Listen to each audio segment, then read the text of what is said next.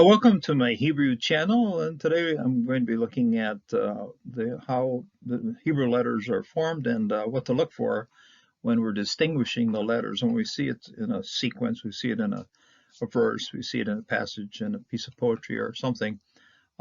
Word, name. How do we distinguish one letter from the other? What are the distinguishing features of each letter? What is it that makes each letter unique among the 22 letters that we have there? So I'm using Psalm 111 as an acrostic because the 22 letters appear in a sequence there, and so that's a beautiful structure for us to give us a sense of where it's all going. So let's look for the distinguishing parts of each letter as we go through it letter by letter, 22 of them. So let's get on with the study. First letter of the Hebrew alphabet is the Aleph, and it's a diagonal slash with a couple of points on it. The points were derived originally from the horns of an ox. And so when you see these points on this particular letter, just think of the horns of an ox. This also gives a sense of where this letter is going. It designates power or might. And we see it in names like El, Elohim, Elyon, and so forth. These are words of power. So the Aleph, that's the Aleph here, diagonal slash. There are just a few letters in Hebrew that have a diagonal slash. Most of them have either horizontal or vertical movements, but this one does have a diagonal. The Sade and some other ones do have a diagonal slash as well. But look for the points, and this tells you that this is an Aleph. This one's a Bet, and it was originally derived from the shape of a house, and it originally was in hieroglyphics of the Egyptians. It was a house. And this one, the distinguishing thing that you have to watch for here is this particular way that the brush comes down and then shoots out again. This particular foot makes this a Bet. If it isn't there, it's a Qaf. So just be careful. Comes right around, and then but you have to back up a little bit with the brush to make this a Bet, make it a B. Gimel, you have a letter going down, a line going down, and then off to the one side you have a little foot, and this also Gimel can mean foot, but also the foot of a camel. The paleographic hieroglyphic form of it looked like a foot, and then later on in the seals they put it upside down. It's also a half letter. Okay, so this is half. When you see a more slender letter with a foot, that the foot here tells you this is a Gimel. The Dalet, you have a horizontal slash and then it drops down, and it has to have a squared out side here. If you go right around without any stopping, you'll have a Resh. But if you swing out like this and then back up a little bit, then you'll have a Dalet. And Dalet was based on the original door or tent flap, and that was the original hieroglyphic form of Dalet, the D. The Hey, the H, soft H usually in Hebrew and often used as a vowel, was derived originally from a man standing with his arms sticking up in the air, so it means just hey. And you go across just like the Dalet, but you have an other slash mark down to show that this is a hey. So this particular jot out here like this will tell you that's a hey, and then this one also here, those two together. Make sure there's a space between here and here. Now in the Dead Sea Scrolls they stuck them together, but they took this top line and extended it quite a ways off to the left, about a third of the way over to the left here, and that was then the hey. The Chet was much shorter and much more compact, but this one's a hey, and it has the shape of a Dalet, but then you have this extra line right here, extra leg to make it a hey.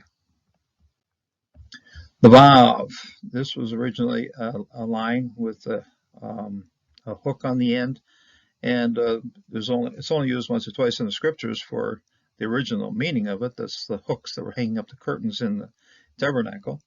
And it's a half of a letter, and it has just simply it's notable for its simplicity. Let's put it this way: just the one horizontal, very short horizontal stroke, straight down, no bends, no waves, no nothing.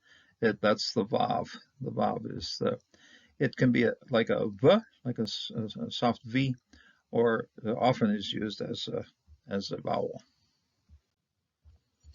Zayin looks a lot like the Vav, but the head is more distinctive and the body has a curve to it. So that's why we see these things together here. This one is a Vav, and that one's a Zayin. Notice there's a little more pronounced head to it, and then there's a little curvature to the vertical part of the letter. The Zayin in original meaning meant power. Chet looks a whole lot like a hay. In fact, over here, you'll see the hay and the hay, but you'll have a chet here, and you have a chet right there. And as you notice, it's joined together. It's put together. The horizontal and the vertical here looks a lot like a dollop, but then you put the extra line over here, and the extra vertical part of this letter makes this a chet, and makes it a very much a stronger root letter for things like chesed and Chaim and so forth. And here, Hanun. Okay, so it makes a much stronger letters when you have it as a chet. Tet started out originally as a mark. In fact, the mark was over here, and then later on they moved the mark into the circle. It's sort of a mark with on steroids, I'd say. The tau, which is also a T, this is a T and this is a tet. The tau also started as a cross but didn't have a circle around it. The tet did put a circle around it, and it's just a mark that's just a little bit more pronounced, a little bit more evident. And it has a thing going in here like this.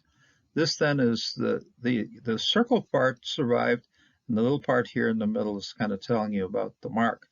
So in printed text, it goes around with a flat bottom. Sometimes it goes, and usually in written text, text goes right around here.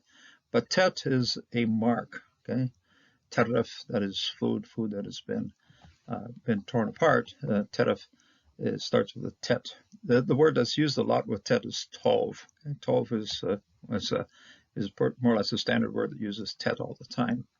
So there's two that are used for the sound of T in Hebrew. Tet is one of them. Tau is the other one. This one has no syntactic function. In other words, when you see it, it's a root. When you have a tau, it can be introducing something. Here's a tau. That is into the part of the root, but it can also be used for introducing verbs and even ending up infinitive construct forms and so forth. So anyway, tet. Okay, tet. This is T. Yod is the hand. Okay, and it's the 1/4. It's the smallest letter. And in fact, Jesus referenced this one. Not one iota, not one yod will fall from the Word of God. And it's because it's a very small letter, smallest letter. If you draw a little box, I'm going to do this on the next program here. I'll draw a box to indicate just how the letters fit within the box, and and we'll get to that when we also do the final forms of the letters. Starts as a yod, it's the hand, and this is a vowel use of it for, and he remembers. So it's the personage of this verb here. Kaf is a round semicircle, no stops, no bends, no diversions, just go straight around in one fell swoop. You got a kaf. The final form will be slightly different. I'm going to do it as a separate video for the final forms, but here this one's kaf, and this is the palm of the hand. The original hieroglyphic had the palm standing out like so, and then later on in the seals it was just a little bit more stylized. As time moves on, the shape of source is stylized. So we still have palm of the hand up here. Palm of the hand can be for caring for things or for also kaf to strike something. So you'll see both uses for kaf. Lamed is the L, and it's the ox goad, and it originally extended out horizontally like this. Later on in the seals, it was pointed out this way. But the lamed is something that's used to poke you along. Talmudim, those are students. Students are the ones that have to be poked along with a goad, and that's how ancient students were considered. to be learning. You have to poke them along with the Knox code. Appears, I think, only just once in this with Semgar. There's a reference using the Lamet as the Knox code. Mem, and the distinguishing factor here of mem is the top right here that has the waves, because the original sense of mem was water, and it was water in waves. So when you got back to the hieroglyphics, it looked like this. Later on, when the seals, you had like this, but the distinguishing factor of this letter was the top here, the waves like that. So, and it's the numerous waves. That's what makes it this mem, makes it water. Nun also has a wave at the top, which is was originally the head of the serpent. Manuscripts written by hand, the bottom foot will be much longer, twice the distance of the top one. But the top one is the one that tells you that this is a nun. It just simply goes around like this, and then it also closes off. If it wouldn't close off like this, you'd have a vav. But if it does close off like this, then it's a nun. And as I said, in written manuscripts, this is much longer. The nun originally in hieroglyphics of the Egyptians looked like a serpent or snake, and later on in the seals it was just simply one wave. The Mayim were two waves on the top. In the nun, you just have one on the top to indicate that this is a nun. Samik, round one like this. This has to go around, and here I'm going to point out the difference between the Samik and the mem and the mem. This is in printed text. Now, if you're using a handwritten text, you'll see the Samik look a whole lot like the mem, and or the mem will also, the mem final will also look like very much like a Samik. So just consider yourself fortunate to be able to use a printed text, because there you will see quickly the difference between a mem that's at the end and a Samik. So the Samik just goes straight around one circle. Originally started out as a point sticking up, and then later on was also a pole with some supports on it, and then later on more stylized, and it means to support. And it has come into Hebrew as a verb, okay? Support or to hold on to something. When the priests are doing a sacrifice, they hold their hand onto the head of the animal they are sacrificing. That's a samik. So samik is to hold on or to support something. The ayin is this letter here. It has a slope, has just one extra tag at the top. Also has a starting flag at the top, somewhat similar to the nun, but it goes down at an angle, and it goes off more at an angle here. And then the other little flag is attached on this side. Aleph has the flag on the top and the bottom. This one has the flag at the top together, and that makes this the ayin. You can also kind of see it as an eye with sort of the slit through the middle of it. Started out as an eye in the hieroglyphics, and later on in the seals, just simply a circle indicating an eye. And the meaning of it has come through the centuries as ayin, as eye. Pe, that's mouth, the P, and started out as a pe like this in hieroglyphics. Later on in the seals, it was like this with a thing. The distinguishing mark of this particular letter is the thing that's right here in the middle, the tongue of the mouth. Okay, so you first of all have a full circle, quite similar to the kof. Then to distinguish this from the kof, you put a separate flag up the middle here, like a tongue, and then this makes this a pe. Okay, a pe is the mouth. That's we have this at the start of pedut, at the start of this particular verse of Psalm 119:9 and redemption, pedut. Sadek, you have the two flags on the top. You come down at an angle. Remember, on the ayin it goes the other way, but this one goes this way. So just remember the angle here. And it also swoops around a little bit like somebody's sitting there. The final form goes straight out and straight down, like the ancient hieroglyph was, that has straight down. Sadik, Sod, Shaddai means to hunt. Okay, it's a hunter, and even Bet Shai, the house of the fisherman or the hunter, the Sade. So Sade, it's a combination T and S. Some transliterations will go follow the T side of it, some will follow the S side of it, but in transliterations of the Septuagint, the Greek, they sometimes go with the T sound of the tzadi. So it's a modified S. Okay, you got S as a sin, as a samic, and as a tzadi. So this is an S with a little bit more T within it. It's a kind of unique letter for Hebrew. Kof, this is a line, a chord with a knot. Okay, so that's the distinguishing factor is it comes down below the regular square, and it has a much larger separated from. Ancient times they were put together. The knot and the chord were to get together. Also in the Hebrew seals, the line and the chord and the knot were together. But in what we have right now, kof, it's separated. There's a vertical line, which is the chord. This one, which looks a little bit like, it's a little bit different from the kof because the kaf because it slopes out a little bit more. The kaf goes around, the kof slopes down at an angle. So there's a difference. And of course, the big difference here is the vertical line, which goes below the standard box. So it goes below the normal line. You have to think of it as a box right here, and then this one extends a third of the way beyond the box. Resh, that's head, okay? It's resh because of the Aramaic. If this would be Hebrew, it would be rosh, okay? So, but well, here reshit, okay? The beginning or head of, and it's like if you took a dalet. Remember the dalet? You went out here and shot back here and came down. That's a dalet. This one's the resh. You don't stop here at all with your brush. The brush goes out and goes one fell swoop across and down, just across and down, one fell swoop. You got a resh.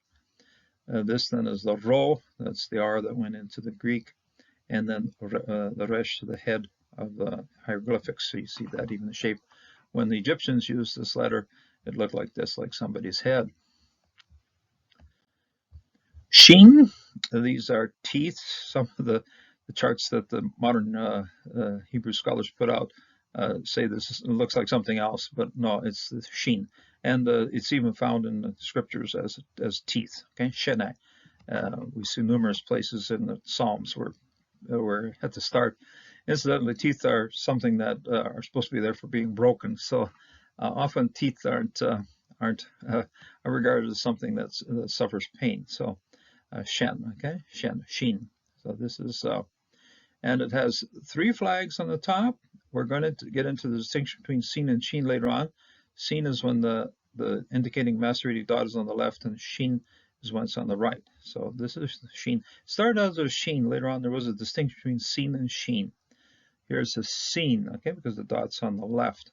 This one's also a sin, okay? So the dot is on the left there for that sin. So that's a tooth, sin. And finally, we have the tau. And this is looks like a resh when you start out. Zoom around you go. Then you have a vertical drop. And if you just went straight down with no twists or turns here, you'd have a chet. But you go over, around, and down, and then you put a little foot on the end of it to make this then a tau. So the distinguishing factor of this thing is starting out with the base resh form here, and then adding the other foot here with another tag at the end to make this then a tau. So that was the distinguishing factor.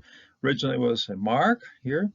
Sometimes it was horizontally, like a little cross, and then sometimes a cross this way. And it still has some of that meaning in the Hebrew. You can find tau as meaning a mark, but often it's something to position something or to lean towards something.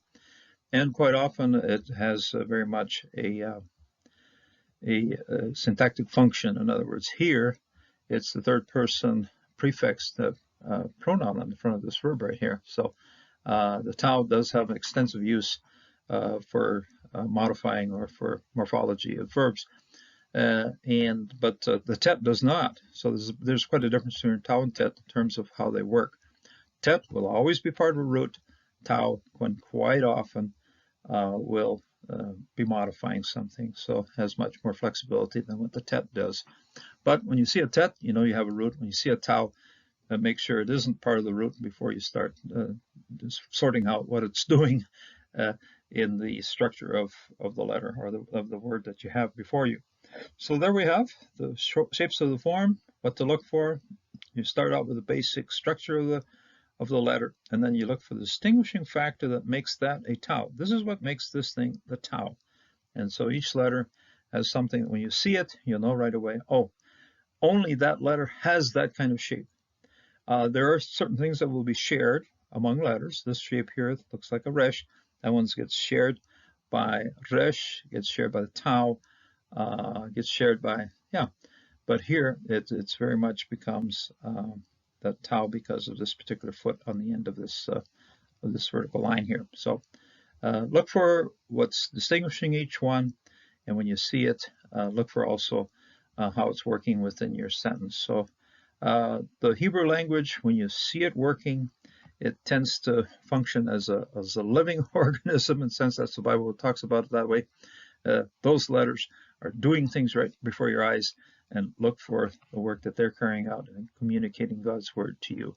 God's word is a light to our path, and let his word open it up so it becomes a light to your path.